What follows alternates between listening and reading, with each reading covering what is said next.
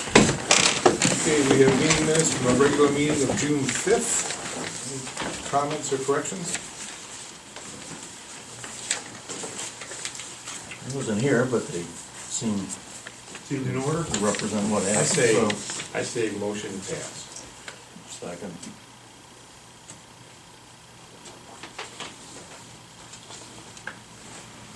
John, Yes. Mike, Yes. I don't think PJ can. You can, yeah. You can actually vote on that. meeting. Sure you can. Yeah. Sure you can. Okay, Absolutely. Yes. Okay, and then we have the meeting from the, or minutes from the public hearing on June 5th. Those seem pretty straightforward. I'll make a Yep. motion to approve. I'll second that.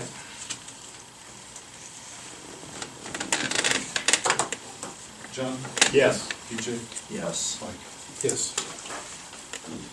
And we have a special guest with us tonight, Frank Leah, the Geauga County Auditor. Frank, the floor is yours. Thank you for having me.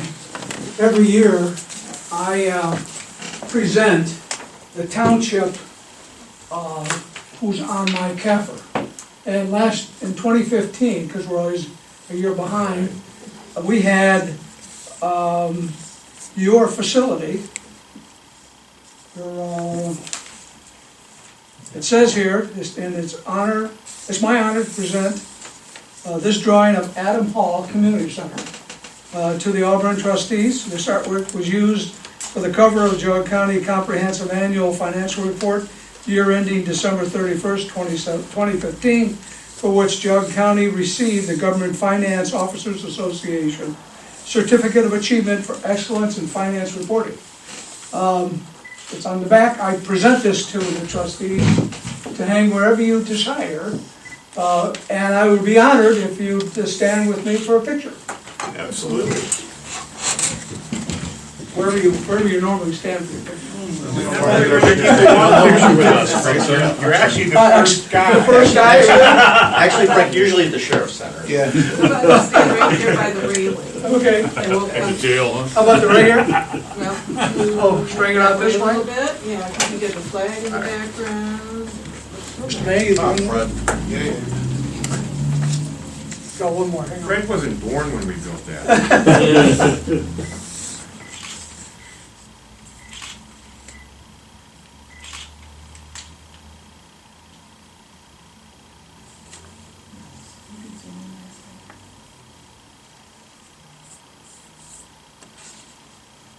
That's good, and we're wearing a I picture. present this to the chairman, Thanks, sir. and thank you very much for Thank you, Frank. your township. Thank you. Thanks for coming down to No present. problem. I'm always happy to do it, and wherever you want to set it is. One here. Sure, we'll hang it up. There we go, we already have a hook.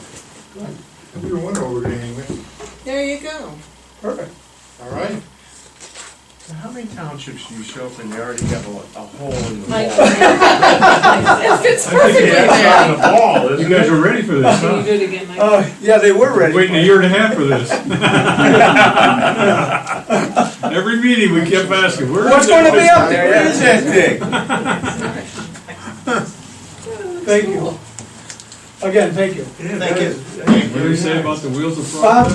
Bob Cokum, who used to work for me, Uh-huh. still does artwork for me. That's who did it. And, God, that guy can draw. Did a beautiful job with Adam Hall. Yes, he did. I thank you for your time. Thank you very Good much. seeing you again. Thank you, Diane, thank you. Take care. See ya. Are you ready, dear? Yes. She wants to stay. She heard these meetings are. Yeah, I know, she loves your meetings, she loves all these. I'll show you another time, then. We're awarding the crack seal tonight. That's usually it. Thank you, again. Yeah, take care. Bye-bye. Good night. Good night. Thanks, Frank. Okay, schedule reports, Chief Phillips. I got just two things. One is we got our electronic sign up and operational. Still working on learning the programming, but it's gonna be advertising more messages shortly. And the second issue is, we're preparing for our July 4th parade as always, which will be hosting the bicentennial parade this year. With, taking it down to the station afterwards. Starts at 12 o'clock on the 4th. runs from the Meadows down to the fire station. And, you gonna mention about Kenston Field? Go ahead, Frank. We're also preparing to work with Bainbridge for the Bainbridge Kenston Auburn fireworks display. It's gonna be on the 2nd, starting around 4 o'clock, is that right, Mike? Actually, the fireworks start at 6. There's going to be a baseball game, which will be the Solon Babes baseball team versus the Bainbridge Service Department. That'll be at 4 o'clock. And then the fireworks and all the festivities start at 6. And this year we'll have a tent displaying some of our items from the museum, and Bainbridge is doing the same, and so for the bicentennial. So. You know, have food and stuff like that. Oh yeah, they'll have the bounce houses for the kids, and there'll be the vendors there. It'll be the typical hamburgers and hot dogs done by the men's club, and I'm sure the historical society will be there again. And yeah, it should be pretty much a duplicate of last year, with the exception of the tents for the. I wasn't sure, did they set a rain date? I'm not sure. I believe it would be Monday. We'll have to confirm that. Bainbridge. It's usually the day after, unless it's the 4th. For me, that's it for my report. Thank you, Chief. And Mr. Everly. Well, Mr. Dixon is here to talk to us about our project, the remodeling, updating at Adam Hall, so I will say this, we're moving along. The footers are all in, first row of block was in, and I didn't get over there today. Did he pour the floor today? Thursday. Thursday, so they're ready to pour the floor. Things are moving along, and it looks pretty good. There was a couple things that though we had discussed, and you have to remember what we're doing on this thing, is that the numbers we're giving you right now are estimates. We're still shopping these numbers to get bids on them. There's the bids on them. They're just estimates based on from vendors, but they're not hard numbers. In some instances, we're going back to the guy now, and Jim Consider has a probable little talk cost. with him. Consider probable costs. Probable cost. The design and build is what you start with. And once the funds are available, then you go out and get competitive bids. You have to get 3 bids on every item, and then they take the lowest bid, and that's how they accumulate the value of the job at the end.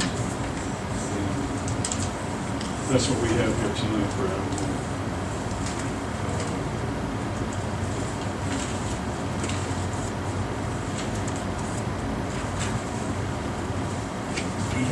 You guys each have a copy, I think, of some line items that Nancy that you did. Yeah. It was here earlier.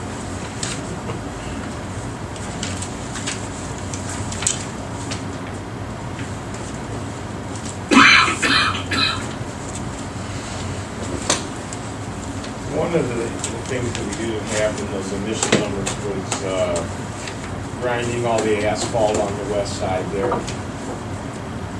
And it was necessary to do that, in that we're going to reshape that, regrade it.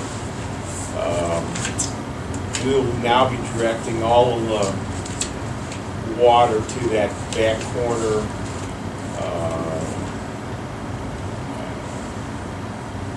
sump, and then on down towards the lake, or pond, or however you'd like to describe that. And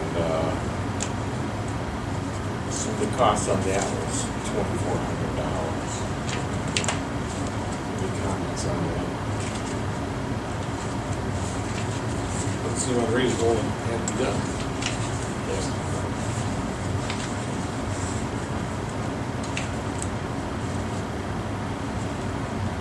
then we, have to bring that up to grade with, some 304 fill. It's $12,000.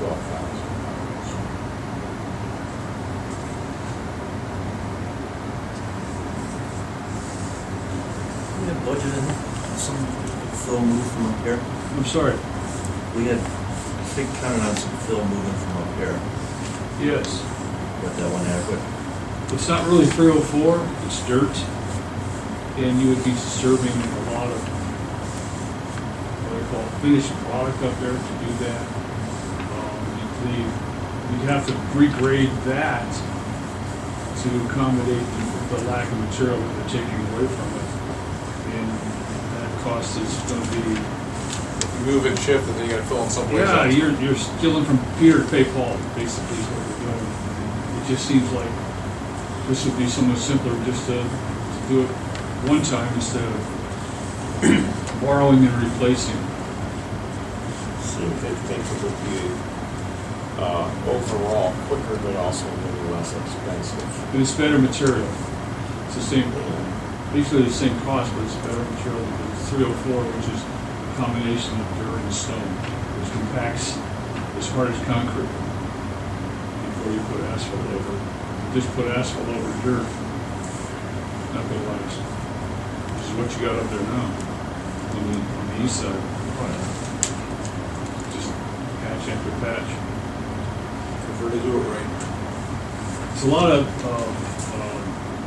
business on that side because of the fall of the property. You know, those catch basins take everything, just about everything off that parking lot. And we've got, with that building addition, we've got a lot of redirection to do, and that's gotta be controlled. And, you know, all we've been hearing, all I've been hearing in the last couple of weeks with these rainstorms is flash flooding everywhere. And this is something we don't wanna deal with. If we do this right, we won't have to.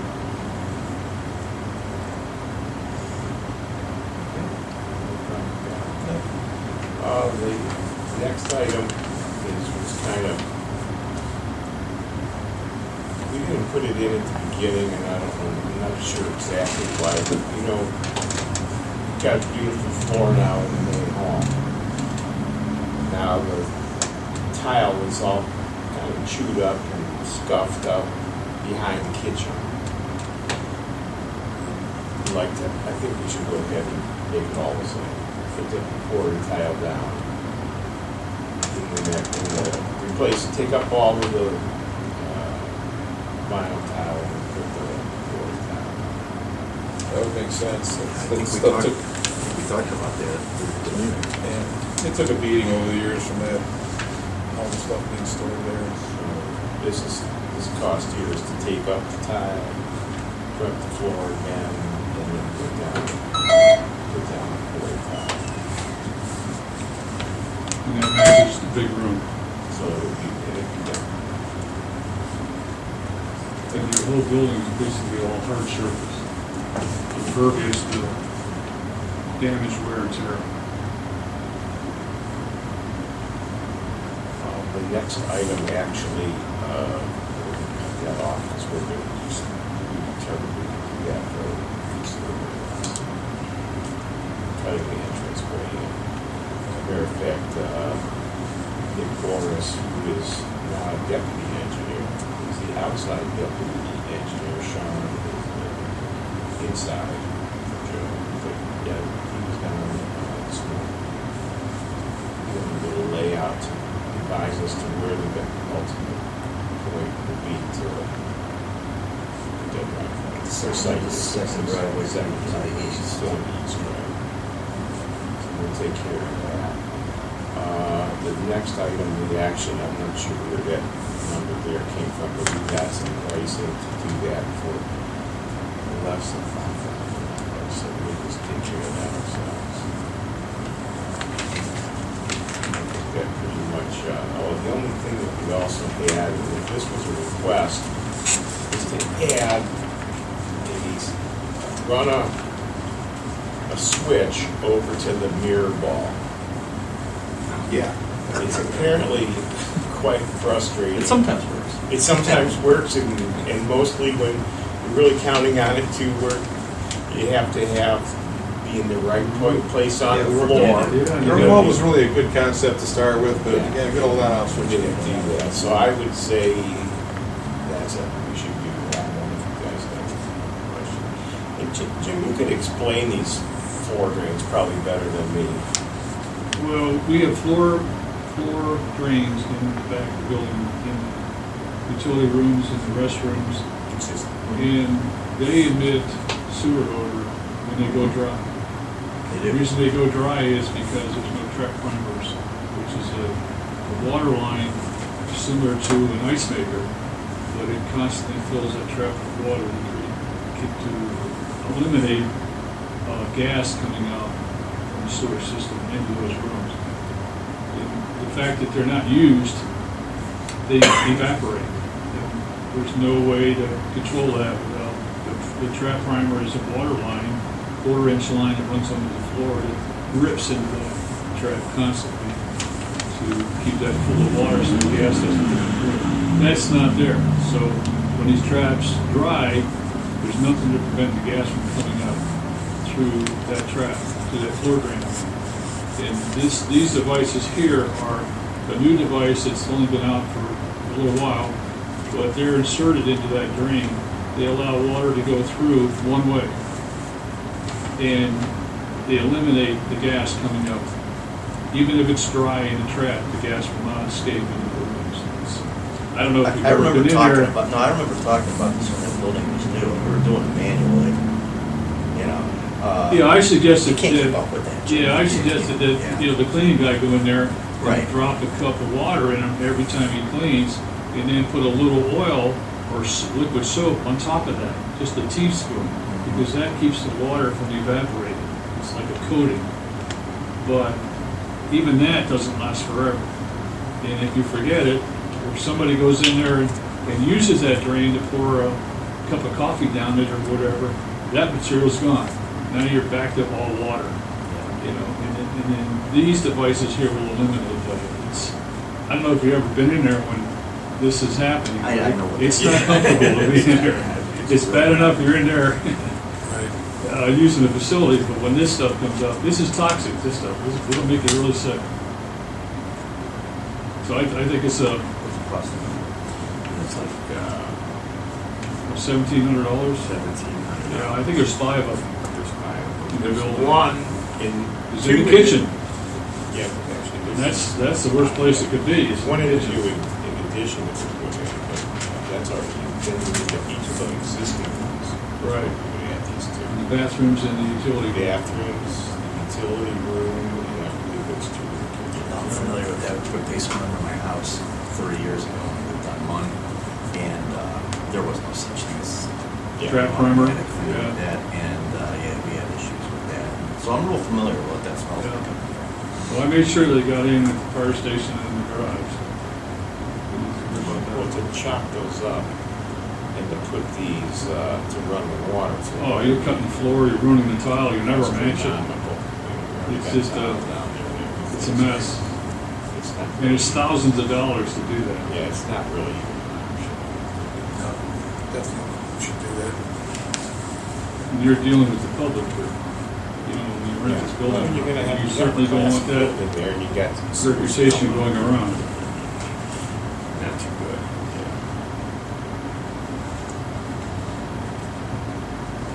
So those. Yeah. I'm good with that. What the bill is.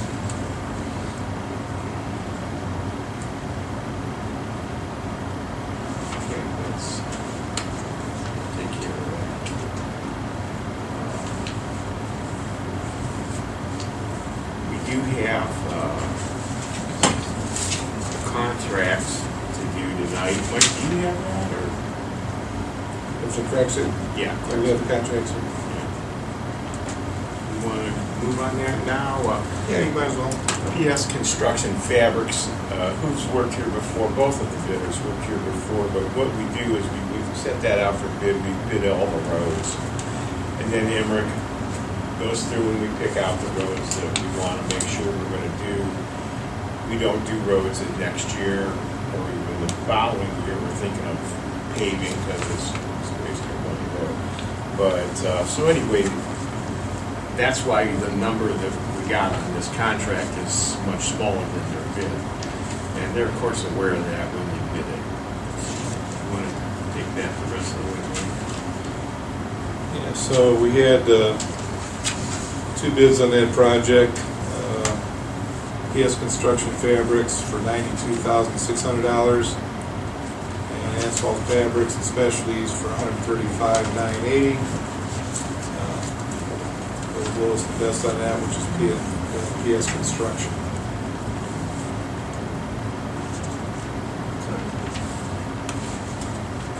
Mike, do you have the revised number though? I'm trying to bring it up off the top of my head.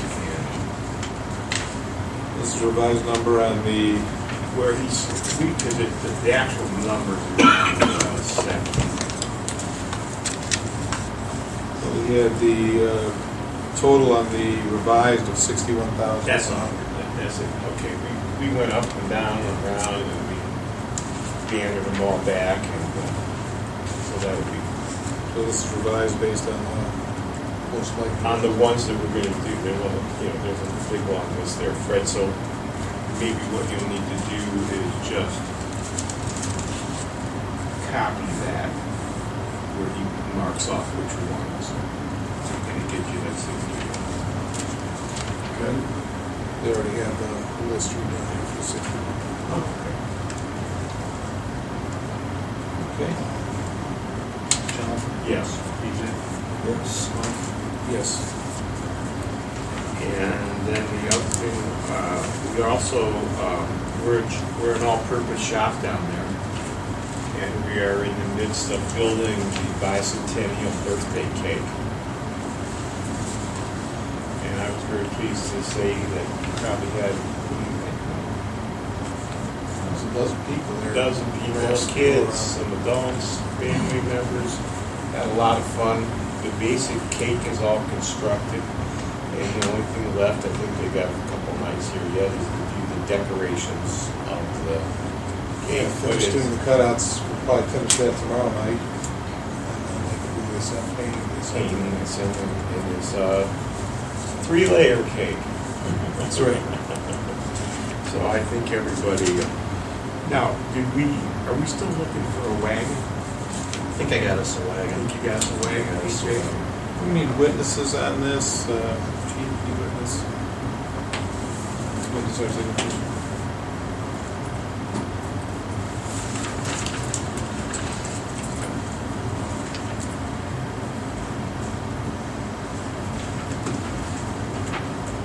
Now get up here, witness something. You'll be here, you're gonna do some work. Just our signature. Yeah, we'll double. Thanks.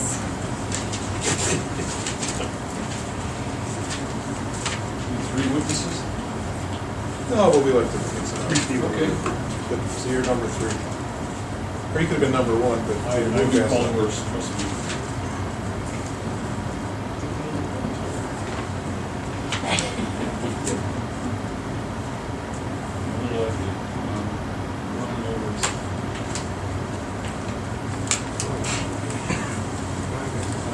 Yeah. Oh, I signed it wrong. On both sides. I took over the French. I didn't even notice that.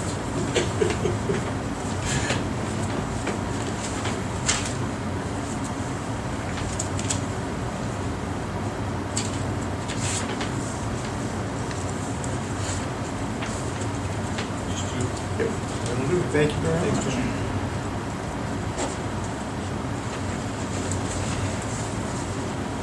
That's all I am. Hey, DJ.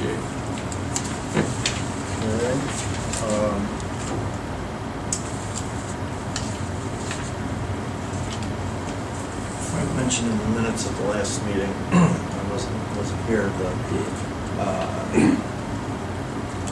kind of a get-to-know-you thing we had with the property owner down here at the corner in the commercial area that wants to make some transactions so he can get a something with a project up off the ground. We met with, and Frank, I'm not gonna, duplicate what Frank talked about. We had a lot of representatives from the county here.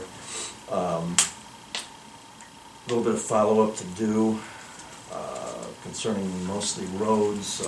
We suggested, and maybe Frank mentioned that this property he owns or has an interest in perhaps would fit our planned business district. I don't know if Frank mentioned that, did he? No. Okay, he comes a little short on acreage, but for what he's talking about and the scope of it, it fits that possibility, but he seemed unwilling to pursue that as part of this proposal. This is a fellow that wants to swap properties down. And he asked, after we had planning and economic development, the engineer and everybody here, a follow-up on this to talk with the board.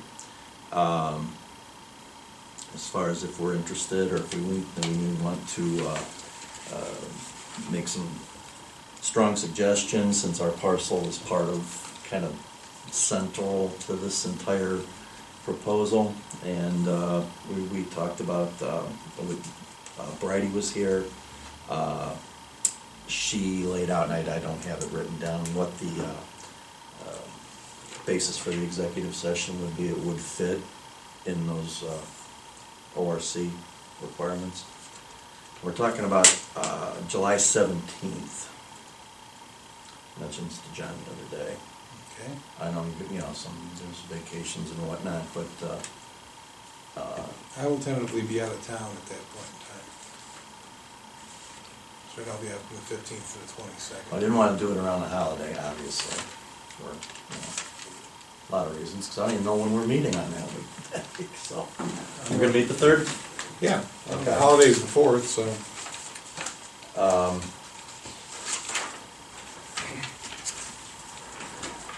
Well, you're the chairman, so. I'm going to state right now that I'm not too crazy about, I don't see the need for us to be a property owner down there, and I would rather, if he wants to do a project down there, that he consider buying our piece of property. Well, in which case that's also that would something be that a can be thing. discussed in executive session Yeah. as well. Yeah. So. You're chairman, so you talk to No, you- Bridie and figure out, give her your thoughts, and there's, I would say the most, probably important part of this was ODOT, who was here via teleconference, and our engineer, because this access road that he needs to get to these parcels that don't have, some of them don't have Route 44 frontage, they front on East Washington Street. He needs to access them via either a private driveway or a public road. That's what he's looking to do. So, Was ODOT talking about right in, right out on Washington Street too? no. No. No. They were not. They were talking, the property owner on the east side that was at this meeting has only right in, right out, as well as the guy across the street with the proposed gas station only has right in, right out, unless there's a full access road or full access drive or road, public or private, built somewhere north of the interchange. Between there and East Washington. We've got some conceptual things that would fit what this guy's talking about in our zoning. He didn't seem all that willing to access those. Why would, what was That I don't know. I don't own the property and I No, can't well, comment on why that would be, but. State of the reason. But he's talking about all these variances he needs to access these properties. Yeah, we wouldn't- And I said, well, if you're close enough to this planned business district, which we have in our resolution, Right. he's short acreage. I said, well, maybe there's your appeal. Are you steadfast on the 17th? Can we move it into, No, that's what I said. If you want to work something out with Bridie, let's make it work whenever. Okay, who all do we have to coordinate with? The attorney, Brady. 4 of us, Yeah, property owner. property owner. Okay. I can't see that there'd be a need for any other. We may want someone else there, like the engineer or some representative. I don't know if that's necessary. Okay. I'll talk to Bridie and see if we can come up with a date that'll work for everyone.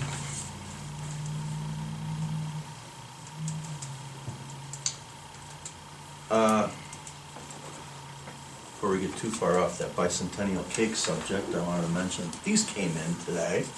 These are the plates that are kind of an updated thing from sesquicentennial. They've been on order, the same, it's not Potter, what it would be, I'm not sure, I don't know the term. Same manufacturer that made the plates 50 years ago, made these. So colors have changed and some of the buildings are obviously updated, and those are gonna be available starting now. Do we have any sale price? Nancy had a Right thing, yeah, where was that? $20 each. We certainly have a cost in these. With purchase of a bicentennial plate, you can get the American Revolution bicentennial plate for $5. So $25 gets you 2 plates, and they're kind of nice. I have that set hanging on my wall at home, and there's also a few selected ones from the sesquicentennial that are at the museum. I'm not sure how many of those we have left. So those are it.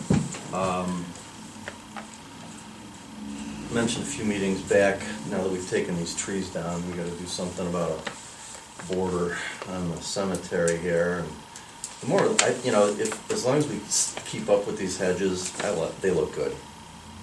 I don't think we need anything in front, but we need to do that side over there. We've got a 2-rail split in the back on the north end of the cemetery. We've got the hedgerow that was way totally out of control that they've cut back now to about a 3.5, 4 foot height. And that'll green back in, that'll fill in. So we're really only looking at a section, I think it's less than 100 feet from this corner to where the hedgerow starts, about where the house is there.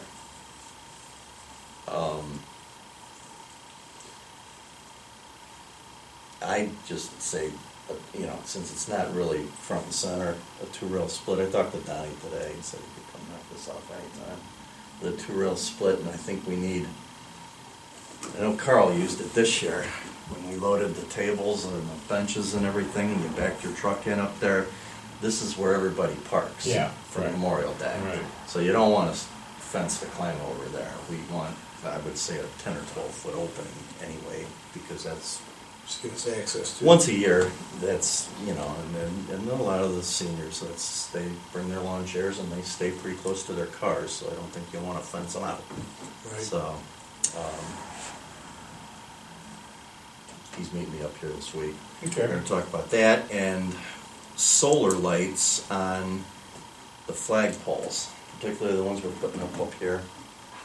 They have a unit now that you Right. mount up there that, just adequately lights a flag for overnight so it can stay up. And he's gonna give me prices on those for That's a good idea. everywhere we need them. I think we've already approved those last fall, but we can have Nancy check. Confirm it, yeah. Yeah. Well, you didn't have a cost on them yet, so nothing's been done on those, we probably didn't put it go up. So, that's all I have. Okay, good. Okay, you have your regular reports in front of you.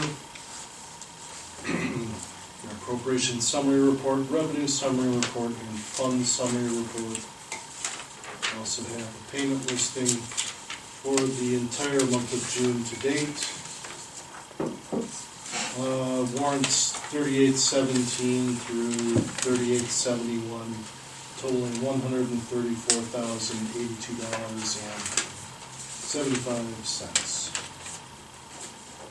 And That is all that I have.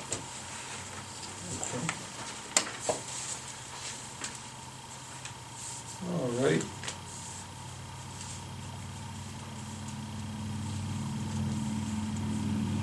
Okay, into old business.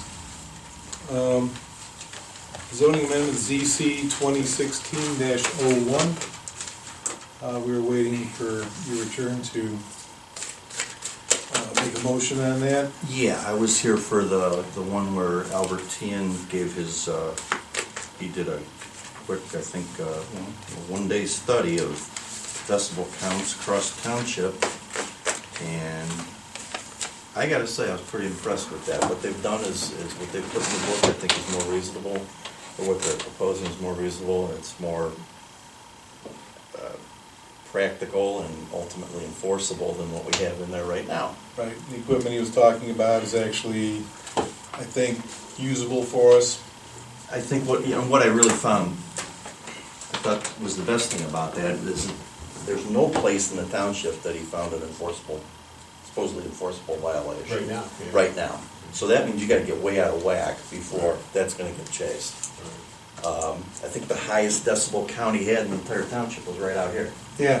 It's right at the It was intersection. right here. Road noise. At road noise. So, And a lot of what he was reading, even at some of the by Eclipse and some of the other places, there was still ambient road noise, which was the majority of the sound they were picking up, not from the engine. So, yeah, I was impressed with what they did. I think they did a good job. well, it's less restrictive, I think. It's more appropriate and, Flexible. Eliminates the guy who shut off an M80. yeah. It's an improvement. So I'm gonna make a motion that we adopt that amendment. I'll second.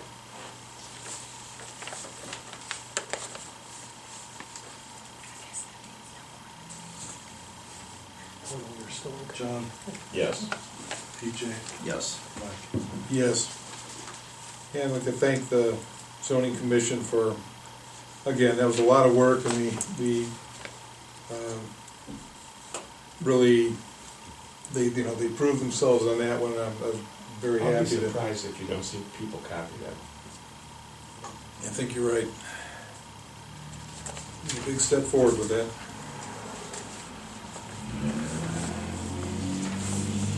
Okay.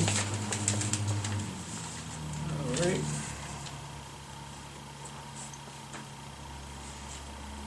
Okay, we want to sign off on the park entrance sign.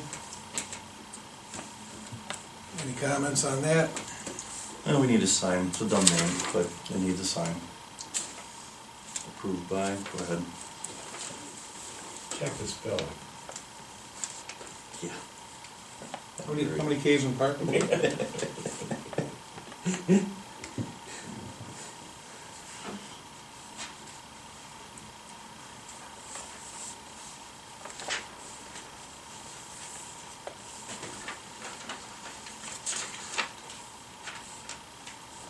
Okay.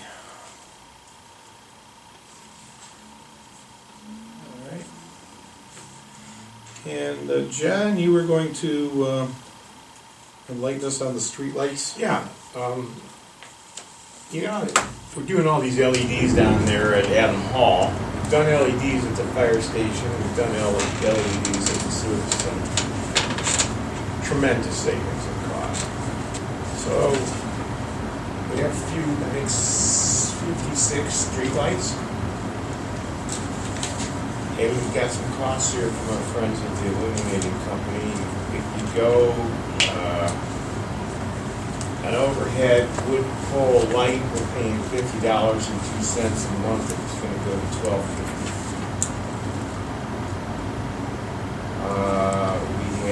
There's another type that we have, and we're paying, and I don't quite understand this cost. I want to get back to Dave Dillon, but they're listed as $425. It goes to $14.18. Another one, we dropped down from $98.83 to $10.98. Okay, well, that's because there's 30 of them. And that the extended price? Well, they're different, if you look at the watts, is I think the biggest issue, it's on the far left. And then you drop down to the $130.33 one is $18.62. And this one here is $97.56, you go to $19.51. That's a month. Well, yeah, but is that number per fixture? $50.02, because they don't specify that. Over here, they do specify per month. So if you got 4 lights, total monthly cost of $50.02, that's $12.50 per fixture, if that's what it is. See what I'm saying? Right here. The way 4 Dave lights. explained it to me, that's correct. It's a per fixture cost to retrofit the light. So there's a tremendous savings, and so what I asked, I'm gonna like to do is get, can you just project a typical 6 months, what would be the cost over a 6-month And period? to see what our payback would be on And see retrofitting the lights. what that would be, right, because don't forget now, you gotta put them all in. These are monthly costs, stuff to buy all the lights. So I thought that would be, it's an interesting thing to look at, Do they put in the lights? That they don't, we'll have to pay for that. Well, I mean, yeah, I'm sure we're gonna pay for it. anything for, based on the fact that you wanted $35,000 to put a wire under the ground. But I think this is something we need to consider, just to get to, pursue these Yeah, well, I mean, it would LED make lights. sense. The other thing that was interesting is we have to cut off lighting and so many of these things. They're able to control these much better. And it just shows that the actual road surface is lit up as opposed to, the surrounding areas. And so with that, you guys, I'd say, yeah, let's just get some concrete figures, see what our upfront costs would be. big. It's gonna be a big savings, I mean, the payback. Once is you gonna be- pay whatever the initial number is.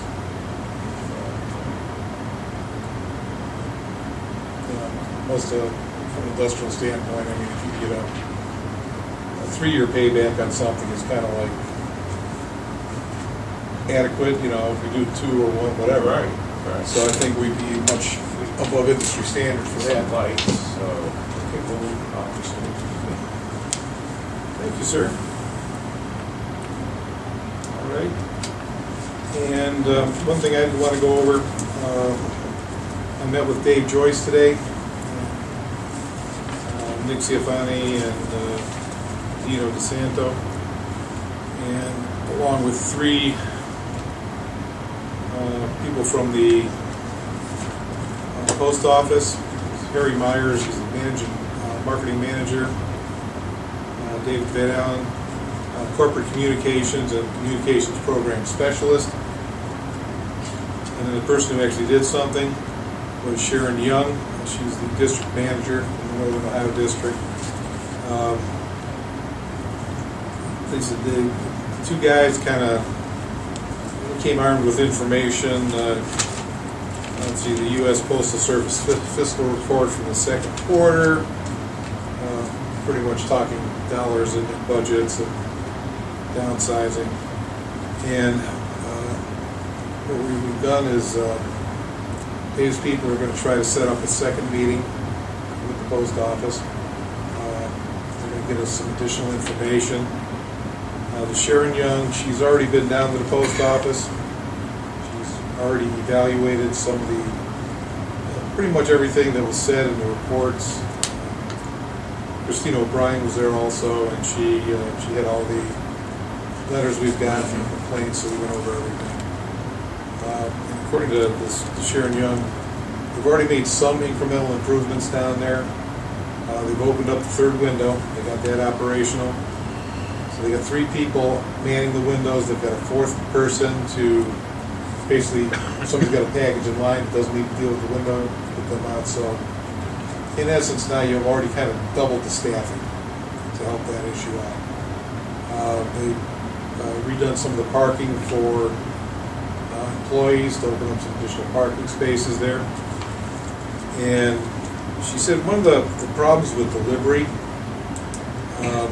is what they refer to as non-career employees. These are people who have been there less than 365 days, and they're the ones that are used for some of the roll routes, some of the vacation, taking over for that. And so they recognize that there's an issue there, and she admitted that there's got to be some additional training involved.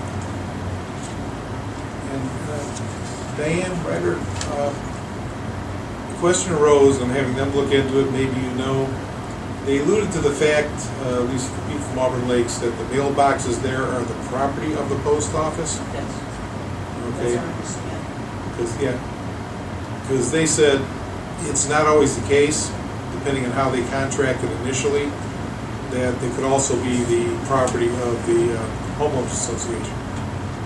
So I'm having them check on their end. If you could have somebody check on your end to see if that's actually the case, because we want to get those repaired. And if they're We were told that they are owned by the post office and that a government or post office employee would come around and check the locks that are not working and said that they would, their parts were off order and they would be repaired. okay, That's what we were so told. it sounds like they pretty much agree that it's theirs. Otherwise, they wouldn't be doing it. Okay, good. How long have the lots been dysfunctional? I would say for the past, in our case on our street, probably 3 or 4 years anyway. So they just throw the packages in the garbage.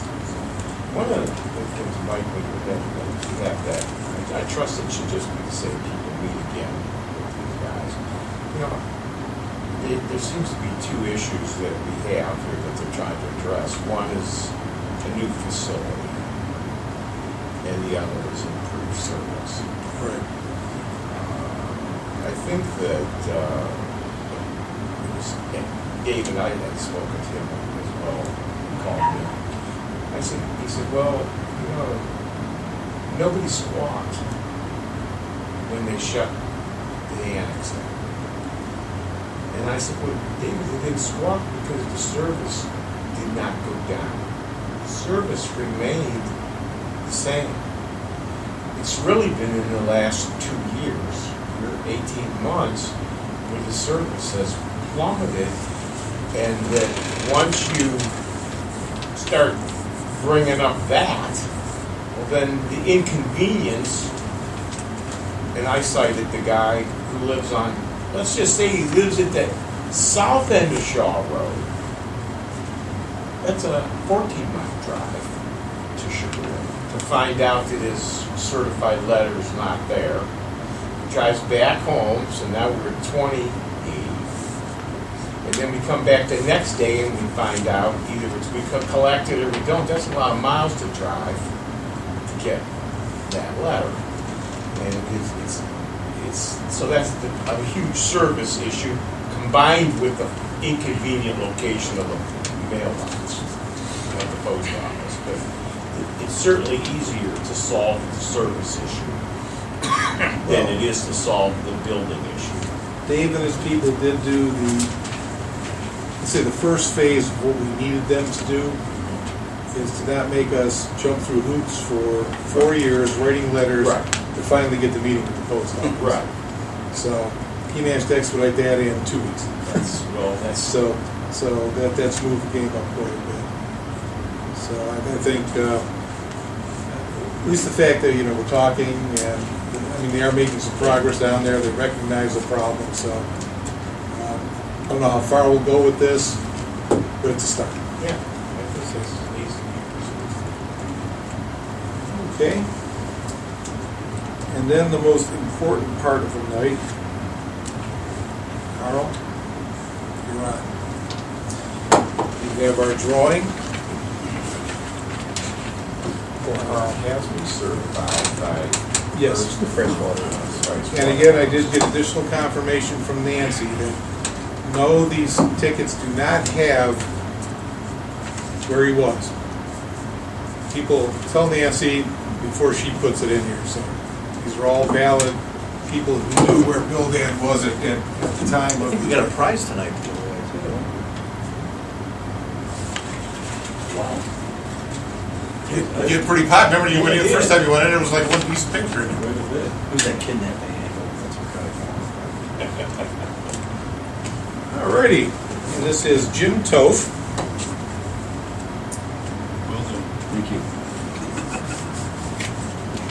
So that's our winner. We'll leave that Nancy contact. Just gonna win a plate. And what a plate. And the contest goes on. The contest goes on. Okay. I don't know if you've seen the yard signs for the bicentennial. We have some of those available. If anyone would like them to put them in their yard, feel free to take them on your way out. I think she said there's some additional ones in the closet also. Okay. And again, save the date. Where is Bildad? Find Auburn's #1 settler or cardboard representation of, and call or email the administration office and be entered into the drawing. As we talked about, Auburn Bainbridge fireworks and festivities, Sunday, July 2nd, Kenston High School, 4 p.m. Solon Babes baseball team versus Bainbridge Service Department at 6 p.m. Or that's 4 o'clock at 6 p.m. The food trucks, live music, bounce houses and fun, fireworks at dusk. We have the Auburn Volunteer Fire Department picnic and parade.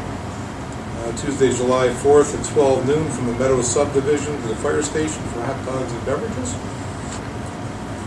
The CVCC outdoor concert and Auburn birthday cake and ice cream social, 7 p.m. to 9 p.m. on Tuesday, July 25th. That will be at Adam Hall. We'll have our bicentennial celebration at Auburn Community Park on Saturday, September 23rd, time to be announced. And the Township History Tour on October 15th, starting at Adam Hall Community Center, also times to be announced. Any public comment? Yeah, glad to see the names posted. I do have a question about 3 of them. Numbers 3840, 3845, and 3846. Especially the latter, I'd be grateful for an explanation. 3840, you said? Yes, That is for our UAN fee quarterly. okay. 45, said Geauga County Department of Water Resources is for the sewer and hall. Okay, 46 is for the zoning amendment, which was reported to Geauga County. okay, which zoning, the one that was Marijuana. today? Yeah. Tonight? Oh, the marijuana one, okay. Thank you. Any other questions or comments? I'd like to go back to, if I may, for a moment, with our last project, the garage service center in Auburn Township. When we started this project, you all agreed that this was going to be done design and build, so that we would have control over the scope of work and the contractor's control of cost and quality, and the architect would be hired. A budget of $2 million. We did this job, and we did not exceed the $2 million. It was complete. If the job were to come in under budget, you people would save that much money, whatever that is. I have a check in my hand here from Humble Construction to Auburn Township for $4,684.52. This is how much under budget we came in on that job. You guys get this money back. The township gets this money back. Thank you, Jim. This is how it's supposed to be done. And this is our goal and objective from day one. My goal and objective was to make the job come in on time, either at or under budget. This particular one came in under budget. So I'm presenting this to you guys. If you'll take this from me and sign right here. Okay. Thank you, Jim. That's how that goes. Stay there. Thank you for doing that for us. Pleasure. Okay, thank you. Quality of the project.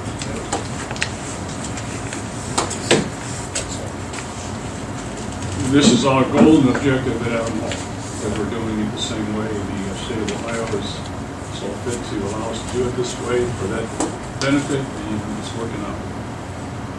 And we're not the only community that this happens in.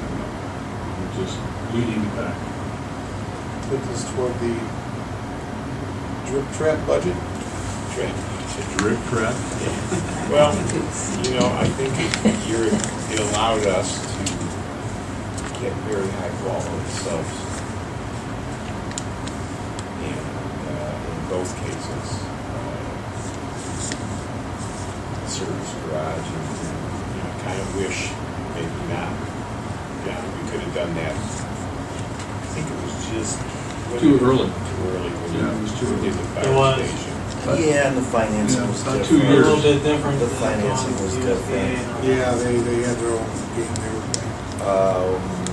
But that worked out. That was a pretty good experience there. Seeing, Well, that project finished on time and under budget. yes, it did. Yes, it did. And there were some. See, Jim, you're the only common theme. Well, No, when, there's you, another comment. when you're adding a new building to an old building, You guys are all have the common potential team. problems, and there hasn't been. You approved this. I just wanna We're say- the leaders of this community. And there's Good another job. guy here, though, that didn't cost us a nickel. And proved invaluable. We could have never got the garage built in the time frame we did. And that's thanks to Chief Phillips. Amen.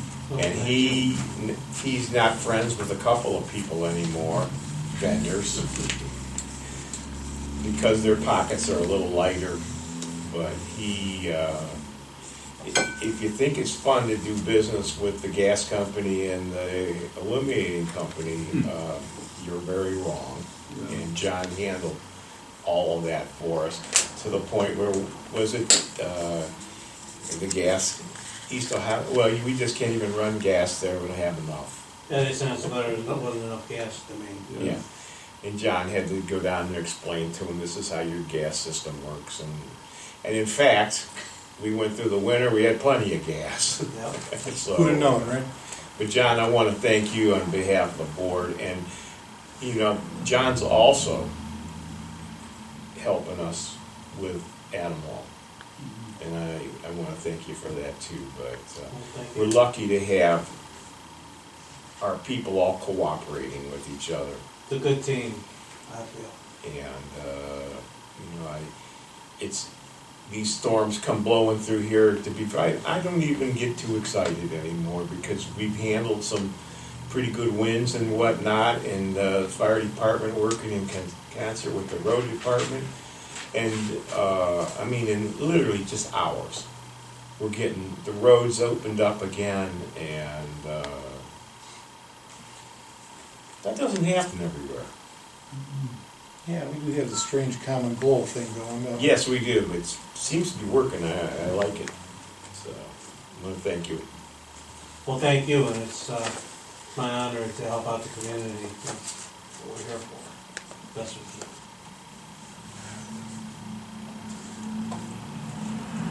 So I make the motion of all motions. So moved. Second.